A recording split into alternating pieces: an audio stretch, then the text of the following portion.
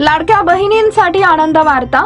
सरकारने विधानसभा निवडणुकीपूर्वी जाहीर केलेली लाडकी बहीण योजना सध्या चर्चेचा विषय बनली आहे। जुलै महिन्यात सुरू झालेल्या या योजनेअंतर्गत 21 ते 65 वयोगटातील पात्र महिलांना प्रत्येक महिन्याला 1,500 रुपये दिले जातात।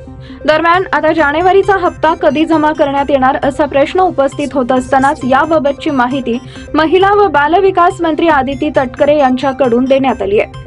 तटकरे यांनी गुरुवारी प्रसार माध्यमांशी संवाद साधला। यावेळी त्यांनी जानेवारीचा हप्ता कधी मिळणार याबाबतची माहिती दिली आहे। तटकरे म्हणाले की 26 जानेवारीच्या आधी जानेवारी महिन्याचा लाभ मिळेल असा प्रयत्न सुरू आहे।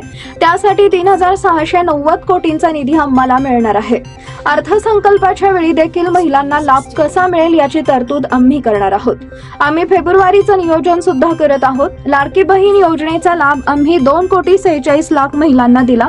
काही महिलांबाबत तक्रार आली होती, डुप्लिकेशन झालेल्या केसेस कमी होत्या, त्यामुळे फार काही फरक पडेल असं मला वाटत नाही। या महिन्यातील आकडा आधी सारखाच राहील।